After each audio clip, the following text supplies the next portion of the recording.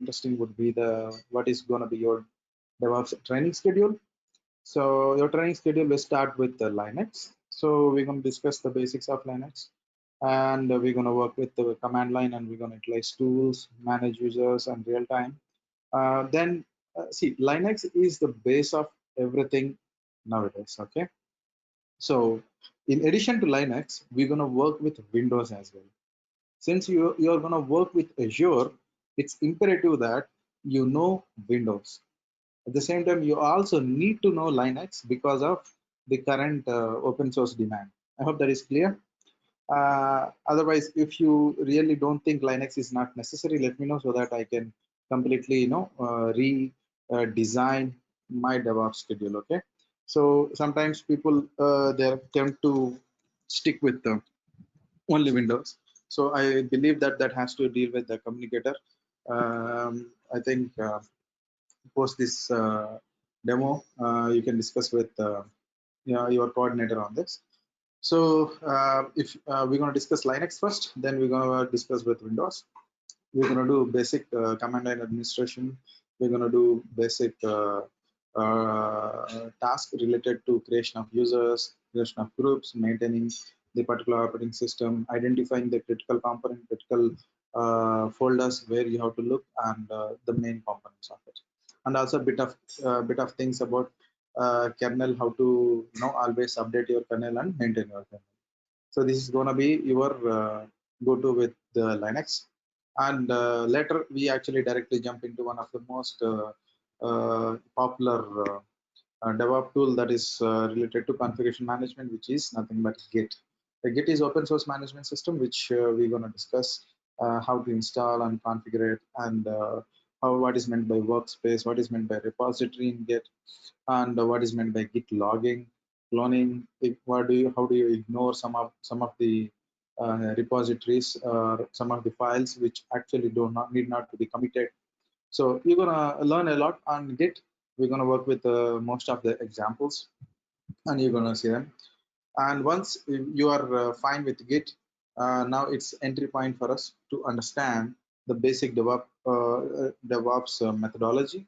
So we're going to discuss a bit of methodology in combination with continuous integration and continuous deployment strategies. So continuous integration and continuous deployment is one of the most popular DevOps methodology where without all the deployment has to be automated, and that is actually maintained by your continuous integration and continuous deployment system. Effectively, here is Jenkins. Jenkins is very old. I think it has been there for almost 12 to 15 years now, but still, it is one of the most usable, easy to use, or let's say extensible continuous integration and deployment system. Okay. Uh, uh, okay, and we have what and then we're going to start understanding about Jenkins installation. We're going to work with features, functionality, and we're going to work with the building CI/CD pipeline. So all these things related to your Jenkins will be learned in Jenkins module. So we have one more module called the Docker module. In this Docker module, we have Docker is one of the most microservice oriented architecture based technology. So most of the microservices are either dependent on Docker. Nowadays, they are actually flowing into different direction, but Docker is still the industry leader when it comes to microservice based architectures. We're going to discuss a bit of architecture there related to microservices and what is called monolithic, understanding the difference, how it is actually being started, what is the main, let's say, core concepts of Docker, and how do you actually create a Docker container, a Docker image, and what is meant by Docker registry. So Docker has a lot more components. We're going to discuss exclusively with respect to all these components. We're going to start creating them in real time with a sample application, which I actually give to you. This sample application, I'm going to show you a live example of how to create a Docker image, how to manage it, how to push it, how to pull it, and how to attach storage, and what is meant by a volume, what is meant by let's say read-only volume with respect to Docker. So we're going to discuss most of these aspects, and we have something called networking, which is very important aspect of the Docker. We're going to discuss in detail with real live example and live scenarios. I think here we're going to discuss until the Docker. So once Docker is clear, we're going to directly jump into automation platform. So automation is something that I think nowadays every DevOps engineer has to learn. There are basically two technologies really popular with it. So we have a lot of other technologies such as the Chef, Puppet, Salt, Stack. But the thing is that apart from Chef is initially was very popular, but nowadays it has actually gone up of because of its complexity in learning, and also it actually makes redo the whole work. And it's not really that simple. It actually need to have a master node and child node, and you need to write playbooks in such a fashion that your master node take care of them, and there is also maintenance issue. So instead of all this, we have something called Ansible. Ansible is mostly focused on operators. So operators, who are operators? Operators are you and me who becomes DevOps and who actually operate the whole infrastructure and maintain it. So Ansible is basically created with the focus of operators, easy of use. So we're going to learn Ansible. We're going to start from installing it, utilizing it, understanding the ad hoc component of Ansible. What do you mean by how do you issue commands ad hocly so that you get the right information when you actually require, when you have a thousand plus nodes running in your infrastructure environment. So we're gonna make exclusive utilization of Ansible playbooks, templates, roles, in addition to Terraform. Terraform is mostly focused on writing the, let's say, infrastructure in a most easiest, let's say, discard to use model. So Terraform is very popular with respect to AWS, but nowadays it is also becoming really popular with respect to Azure as well. So we're going to discuss the basics of Terraform, how to utilize what are called modules, how to define, and how to actually create a sample infrastructure on the top of Azure. So, but before going Terraform and Ansible, we're gonna discuss not shell scripting, but I mean shell scripting, but that's PowerShell scripting, the main core concept of PowerShell scripting. What are basically called conditional statements? Because you're gonna handling. This is regarding the focus of Windows. So, if you're really focusing on Azure DevOps, you definitely need to really be good at least PowerShell. So we're going to discuss PowerShell. We're going to discuss the core concept, conditional statements, input output statements, how do you define the functions with a smaller examples. Now, uh, once the PowerShell is good, once you already know Windows a bit, now you don't really need to know about Python here. But what you're gonna focus is mostly cloud. Azure cloud is really easy when you compare with the AWS, because AWS is really gigantic with the amount of services it offers, but Azure is nonetheless is really practical when it comes to workloads and utilization of Azure AD Active Directory. So we're going to discuss a lot about Azure specific. This is going to be the main focus of this course, where we actually going to work on the basics of Azure resource groups and basics of virtualization machines. We have a lot more components that spans around 18 to 20 components, but we're going to discuss most of the important components, and we're going to overall view the other components. So every particular component, we're going to go with a mostly live example mode. So in by the end, you will be able to understand the most of hands-on with respect to Azure. And the last but not the least, Kubernetes. So you know already Azure, you know already about your PowerShell, you know about Ansible, but this is something that you need to take a glimpse on, because uh, I think Terraform can be a bit overload for you, overkill. Either you can stick with Ansible or Terraform, either one of them, and it's always a choice if you really want to go with Kubernetes. because nobody really expects you to be learning Kubernetes. But this will really take a lot more time and a lot more other effort. So we're gonna mostly limit ourselves to Azure, Python, not Python, but PowerShell, Ansible, Docker, Jenkins, Git, Linux, and Windows. So I think all this will take around 60 classes. I mean, 2 months. That's around how many? Uh, 40 classes altogether. So this is what we are entirely focused on. So this DevOps training is mostly focused on at the maximum of 2 months. Yeah. So is this clear? Any doubts with respect to the curriculum and with respect to the with the explanation, guys?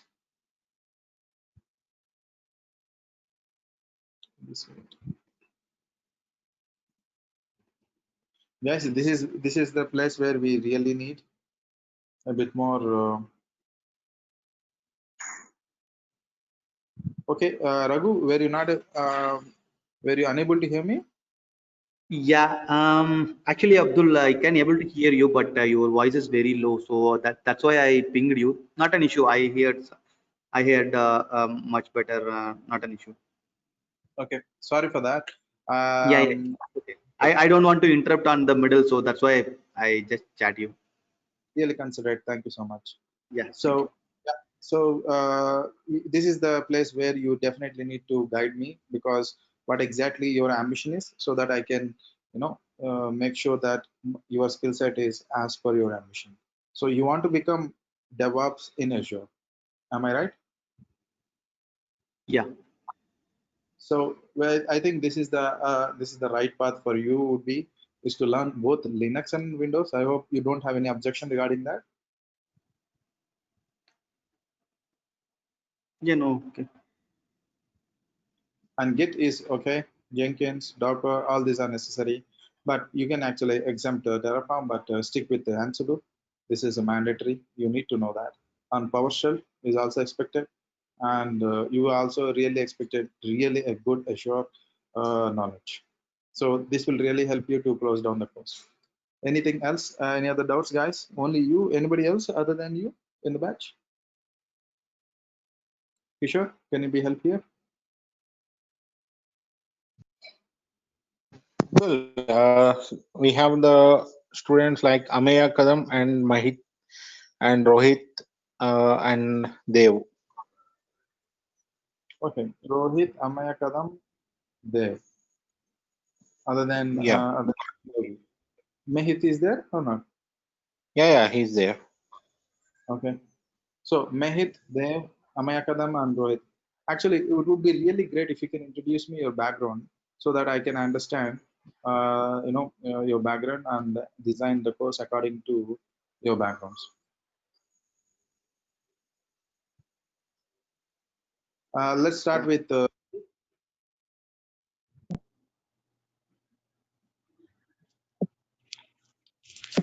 Hi, my name is Devendra. Hi, Devendra. Hi. So actually, I'm primarily focusing on getting certified in Azure actually, like AZ 103. And currently, like I work, so I'm like working as a Hadoop admin, but like I want to get into DevOps too. But at the same time, I want to get certified in like Azure actually. So that's why I was attending the demo. And yeah, like course content looks good, but like I just wanted to know, like, will it cover all the aspects of like getting certification? I think that is possible. So what exactly, what is the certification you are looking into? The certification code. The basic Azure certification like AZ Should 103. I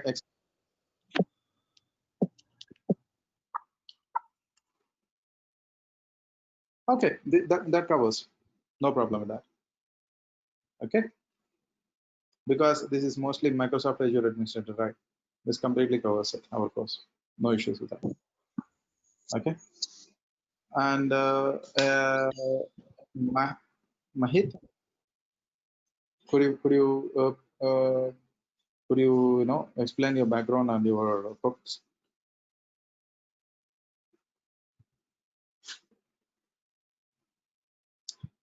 Mahit, are you there?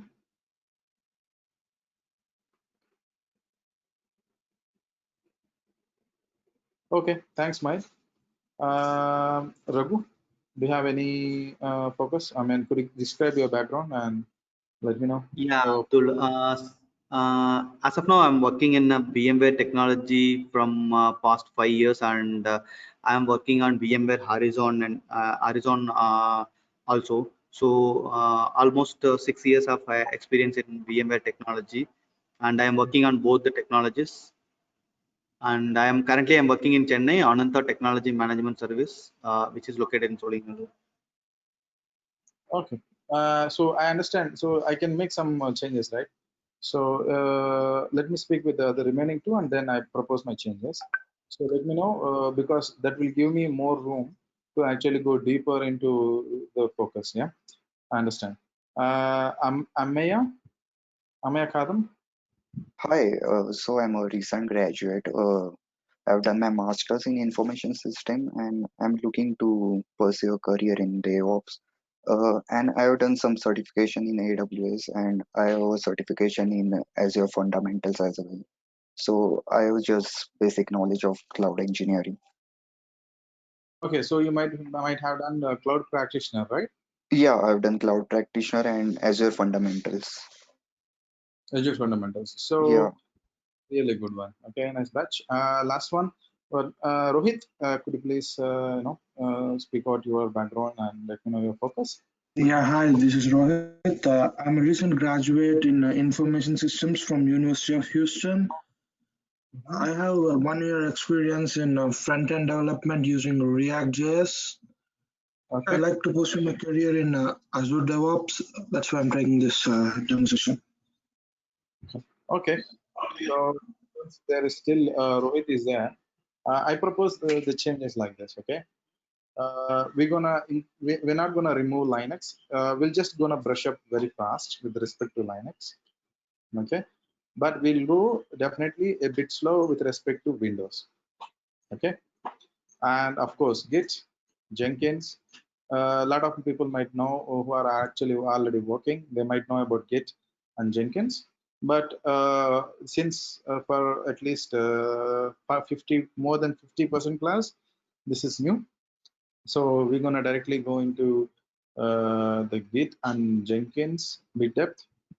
And of course Docker, this might be new for a lot of more people. So we're gonna take Docker seriously, and also I think Ansible is also required to a certain extent. So let's stick with Ansible as well, and we're gonna stick with PowerShell, and we're gonna go really very deep Azure, which actually matches the certification, which is 103. Okay, this is actually administrator certification. You can totally write it and it's really helps you for your career.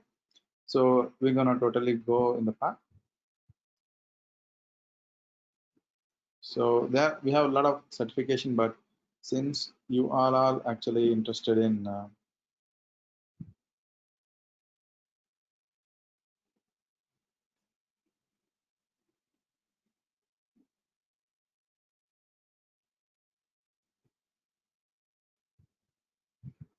not expert,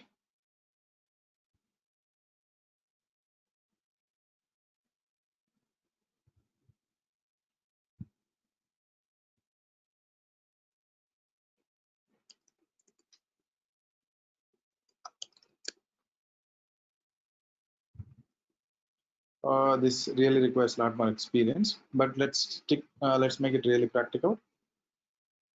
So we're gonna work with the administrator certification and bit of the solutions which you will learn while discussing the course.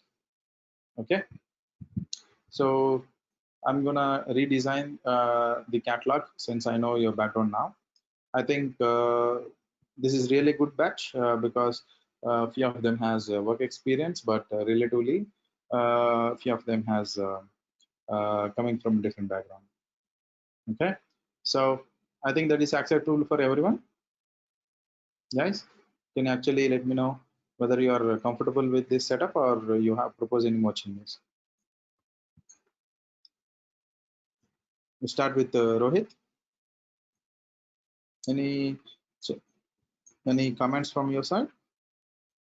No, I'm good with the course actually, coursework. Okay. Ameya Kadam. Yeah, Ameya, yeah, it looks good. am I pronouncing your name right? If I'm Yeah, not, yeah, that's right. okay. Now, Dev, any questions with you? No questions. I just wanted to know, like, if you will cover as per all the syllabus as mentioned in AZ103 actually. This is not really Microsoft course, right? So I can't really go 100% covering it, but I can definitely make. I will try my best to make sure that most of the syllabus is covered because you have other aspects, right? If you are just going with the Microsoft Azure administration certification, okay, then you'll be only learning about a bit of PowerShell, a bit of command line, that is Azure CLI, and a bit of templates related to Azure Cloud. Then that definitely not going to cover you the other aspects such as Docker and other stuff. So can somebody actually let me know, are you actually going in the same focus as Mr. Dev has suggested to go this with 100%?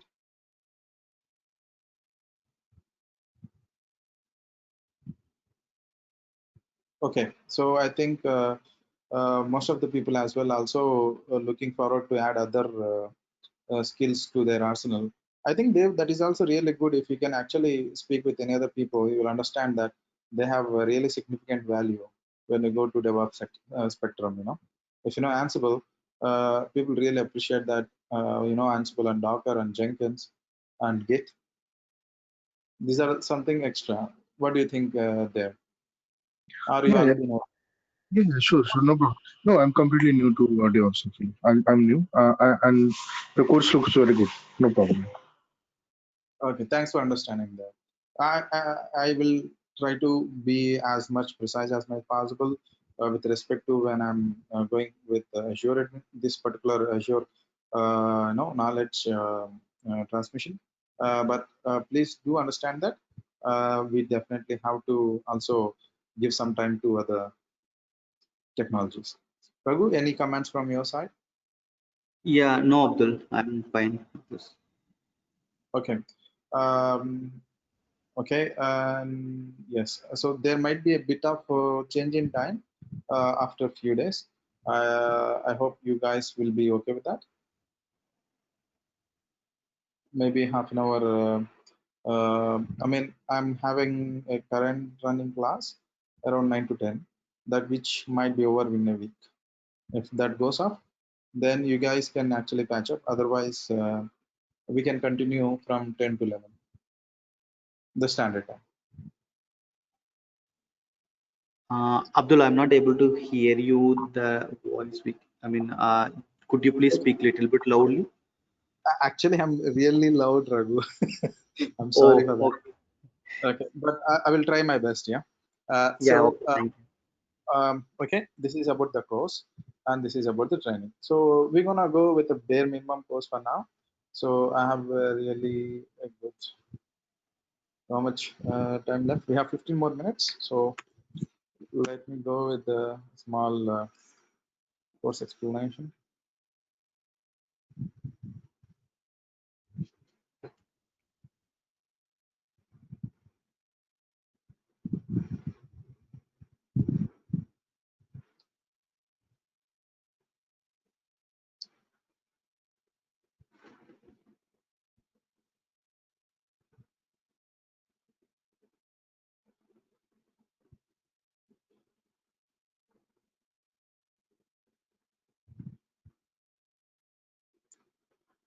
Oh, okay, let's discuss Linux.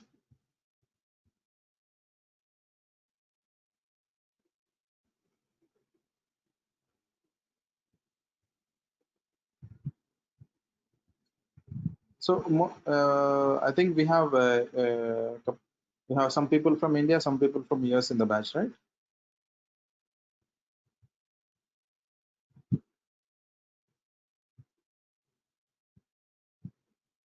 Okay, that's good.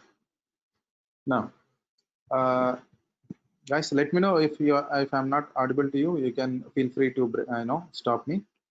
But make sure that I'm audible so that it's really easy. So today what we're gonna focus is we're gonna work on Linux. Linux is basically the first and foremost operating system. I think which also we use in Azure infrastructure as well. So for now, we're gonna go with the basics of Linux. So Linux is basically the navigation has. So how does Linux actually looks? Before going any further, let me just show you how the basic Linux looks. So for some people, this might look a bit more problematic. This is Linux. You have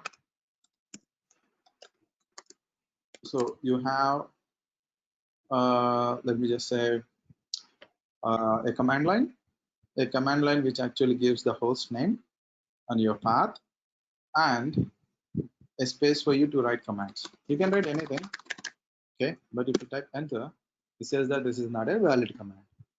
So Linux basically works with text-based data. It's just not text-based operating system. So, and Windows is an UI-based operating system. So both are different worlds. So for Linux, you need to understand certain commands to actually navigate into your system. So to navigate a Linux system, you need to know certain commands. Let's see what commands we require. So if you see, we have something called pwd, cd, ls, cat, touch, might directory, and ln. So don't worry, this might be overwhelming now when you're actually coming from a different spectrum. You might be thinking that, oh, I really need to remember all these commands to really go through, understand, and work with Linux, which can be really hard. Don't worry about that. It's relatively very easy. Let's go with the command one by one, and you understand why I'm saying these statements. So you can see this. When I say pwd, it means present working directory. So when you say pwd and the enter, you can actually see a path. So Linux file management system is basically tree-based file management system. So how does basically tree look like? Okay, I didn't install tree here. This is not Linux, it's Mac. Relatively the same sibling. But the thing is that the file management system is the tree-based file management system actually has a root. Like every tree has a root.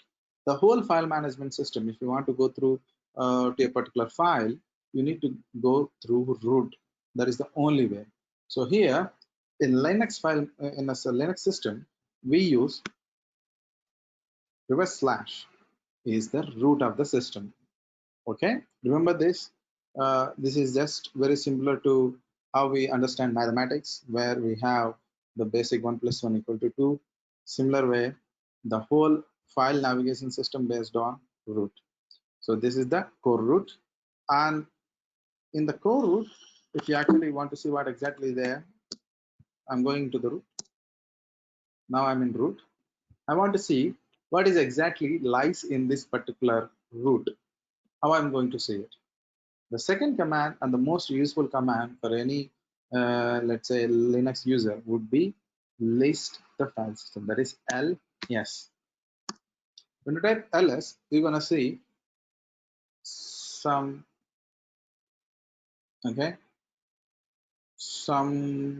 let's say, words or whatsoever. We call them directories. What is a directory? A directory is nothing but the visual representation of directory looks like this. In your Windows, you create a folder. A folder in Linux in representation is called as a directory. So you have a bunch of directories here, and each directory actually used for one or the other requirements. We're going to discuss in the later class, but for now, let's limit to navigation system of Linux. So you know how to actually understand the current path where you currently exist. The second is that you're going to actually you list the current directory contents by using a command called ls. Good. Now you have two commands. The first one is ls. The second one is pwd. The third one and the most important one is change directory, cd. That means I think even Windows also has cd. Every DOS or MS DOS or even Linux basically they use change cd. The change directory, and then I want to move to root. So change directory to root. When I say enter, then my current cursor will go to change directory, which is a root condition. Now we have something called cat. Something called cat. What is cat? Now I'm in root.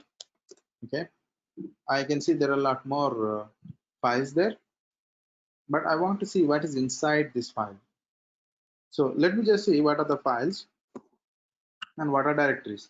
For that, you need to use an extension called ls minus hyphen a, means show all the properties of the content of this particular directory and list them.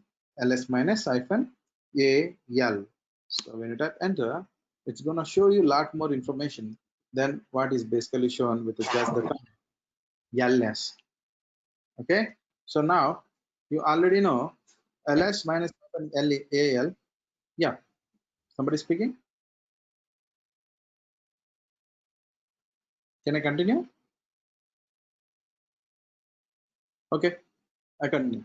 So ls minus -al shows all the directories on the list, of which, okay, you have something called dbstore.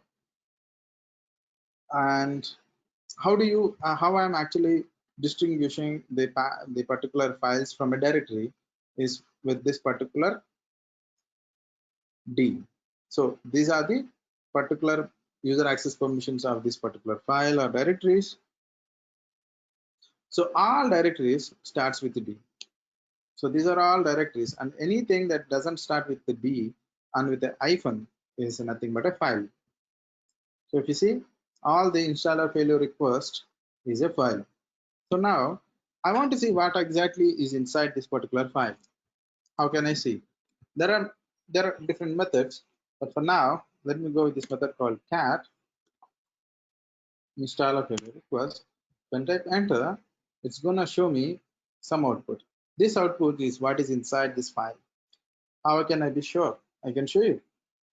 We can also use another command, which is vim and type the name of the file. It's gonna show you inside the file. And I'm actually came out because it's the same. Now cat is basically shows what is inside the file without you need to do couple of activities to see it. Example, if I use vim and type installer.failure request and enter, then I can see it. Okay, but I have to come out again. So -q and then I write enter. So a lot of inputs and actions has to be done here. Instead, if I just use cat and type installer.requirements and enter, then it's going to show me on my console the whole file content. So this is mostly useful for admins who doesn't really want to do extra operations. Now we have something called touch. What is basically a touch? Touch is basically used to actually create an empty file. Okay, that's it, with the name that you give. So if I really want to work with the touch, I need a Linux system, not a Mac system. Currently, this is a Mac system. So let me just go to my Vagrant machine and start a Linux system.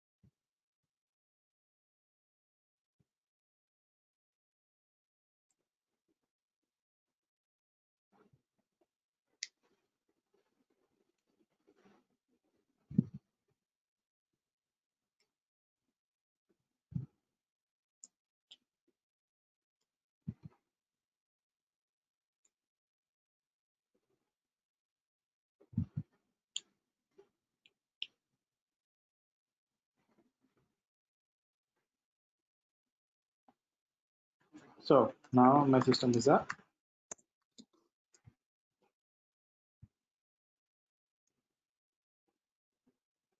Oopsie, I just forgot doing my name. Now I'm SSHing.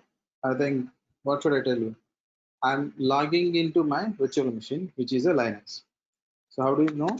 By using a command called cat, and then go to etc and then lsd ls. So this file contains the details of the operating system. This is a Ubuntu distro. So this is basically a Linux. Now I want to create a file called. So let me just see what files are there. Okay, so there are a lot of files related to AWS. So let me make a directory called new. So I'm going to new directory and let me check. So there are nothing in this directory. Now I want to create a file. The file name should be hello world.txt because I like txt files. Now when I do this, touch hello world.txt, and if you check, there is a file. But if I actually cat hello world.txt, there's nothing. So it definitely means that this is an empty file. If you want to check ls minus al.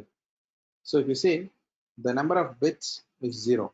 So it clearly says that it is an empty file. Okay. So if you want to write something in it, just use vi, go inside, type I, now insert. I'm just inserting a and coming out, and I'm saving it up. Now if I just use again ls minus al, it is showing me 2x because it's a cat. Simple. Now, you know, pwd, cd, ls, cat, touch. We also know what is called make directory. We just use it to create the new. Okay. And we have something called ln. ln means a symlink. So we're going to discuss about ln by end of the class because I don't want to scare you with more information right now. But let's go with the baby steps. The first one, navigation, is done. Now we're going to go with create statements. What do you mean by create statements? Create statements are basically used to create files or copy files or move files or change something on. So let's go to the create statements. The first statement with the creation is text statement, which I already seen. Now we're gonna go with copy statement. So I want to copy my hello world, okay, to another file called bye bye. Now if you see, I have two files. One is hello world, another file is bye bye. So this bye bye, let me check what is inside the bye bye. It should be same as hello world because I copied from hello world the whole file. So it has only one letter called a. So this satisfies what is how this satisfies what is basically a command called cp, which is used to copy files. Now I want to copy another file. Okay, so I'm copying bye bye to no good boys. And now if you check, we have three files. Okay, but suddenly I can't actually have bye bye and no goodbyes both together in one folder due to certain restriction. So I have to delete one file. How do you delete a file? By using a command called rm space and give the name of the file, which is bye bye, and then type enter. And then if you check ls, it's not gonna contain any other file.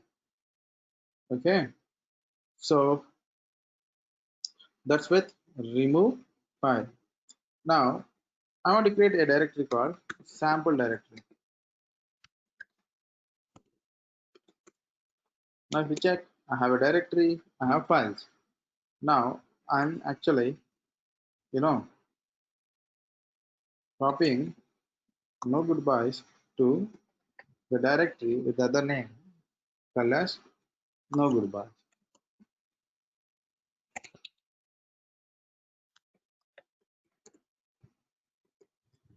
So if you see, I just copied the no goodbyes to this directory.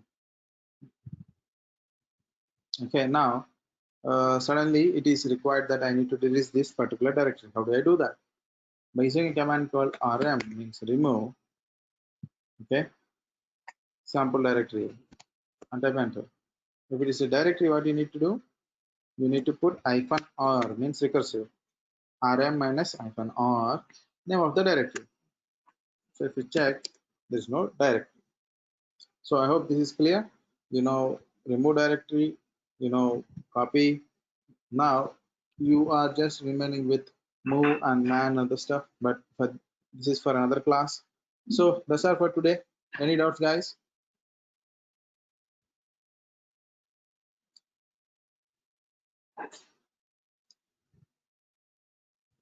Okay, if there are no doubts, I think I'm done. Kishore, can you take over?